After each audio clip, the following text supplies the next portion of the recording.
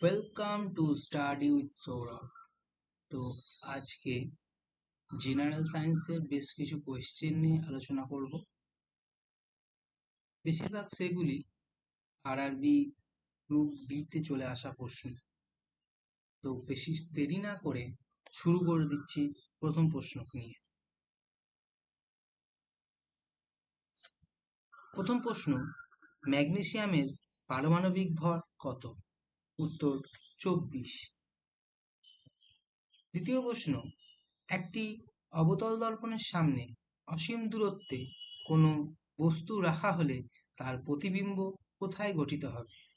উত্তর প্রধান ফোকাসে। যদি কোনো ফুলের পুংকেশর অকেজো হয়ে যায় তবে কোন প্রক্রিয়াটি সম্পন্ন হবে না? উত্তর পরাগরেণু উৎপাদন। চতুর্থ প্রশ্ন, নিউক্লিয়াসের কাছে ঘন রঞ্জিত জালিকা সদৃশ্য গঠন প্রথম কে পর্যবেক্ষণ করেন, যা বর্তমানে গলগি বডি নামে পরিচিত? উত্তর ক্যামিলো গলগি।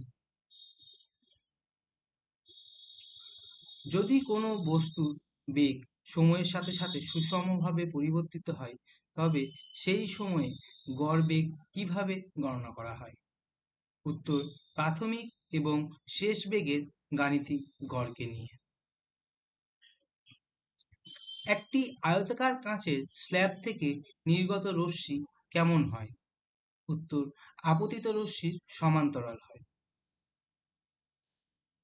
পরের প্রশ্ন, বড় হলের ছাদ বাঁকানো করার সঠিক কারণ কোনটি? উত্তর শব্দকে সমানভাবে ছড়িয়ে দেওয়ার জন্য। যৌন প্রজননকারী উদ্ভিদের নিষেকের আগে কোন প্রক্রিয়াটি ঘটে? উত্তর পরাগায়ন। একটি বেঞ্জিন বলয়ে কটি কার্বন পরমাণু থাকে?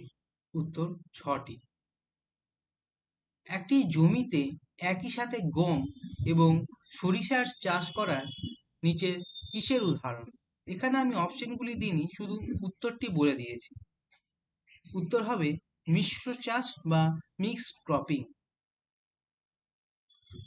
যখন দুটি ভিন্ন রোধ R1 এবং R2 একটি বর্তনীতে সমান্তরাল সংযুক্ত থাকে তখন নিচের কোন বিবৃতিটি সত্য?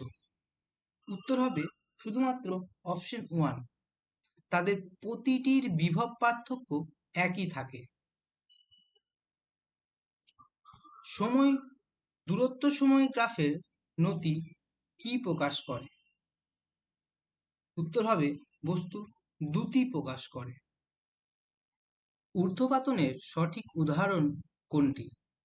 উত্তর কর্পূর ও ন্যাপথলিন। একটি 100 ওয়াটের বাল্ব ও 220 ওয়াট ভোল্টের সরবরাহের সাথে যুক্ত থাকলে বাল্বের মধ্যে দিয়ে প্রবাহিত তড়িৎ প্রবাহের মান কত? তো আমরা জানি I = P/V। তো এখানে P এর ভ্যালু বলা আছে 100 ওয়াট আর V এর ভ্যালু বলা আছে 220 ভোল্ট। তাহলে আমরা যদি ক্যালকুলেট করি তাহলে উত্তর পাবো 0.45 অ্যাম্পেয়ার। ডিম্বাণু নিষিক্ত না হলে জরায়ুর প্রাচীর ভেঙে যাওয়ার প্রক্রিয়াকে কি বলে? ঋতুস্রাব বা মেনস্ট্রুয়েশন। জমি চাষ, সেচ এবং গাড়ি টানার কাজে ব্যবহৃত প্রাণীদের কি বলা হয়? উত্তর ভারবাহী পশু।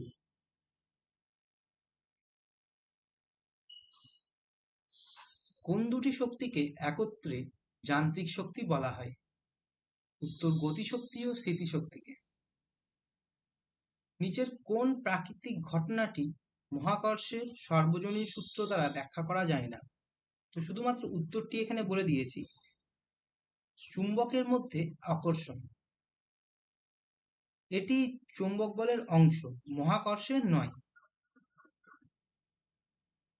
কোন অ্যাসিডটি তার জারণ ধর্মের কারণে ধাতুর সাথে বিক্রিয়ায় হাইড্রোজেন গ্যাস উৎপন্ন করে না? উত্তর নাইট্রিক অ্যাসিড। এটি একটি শক্তিশালী জারক পদার্থ। শেষ প্রশ্ন, বাষ্পীভবন সম্পর্কে নিচের কোন উক্তিটি সত্যি? শুধুমাত্র সত্য উক্তিটি এখানে আমি তুলে ধরেছি। বাষ্পীভবন কেবলমাত্র তরলের উপরিভাগেই ঘটে। ধন্যবাদ।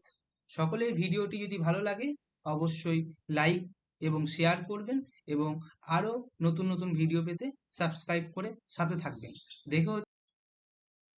দেখা হচ্ছে পরের ভিডিওতে।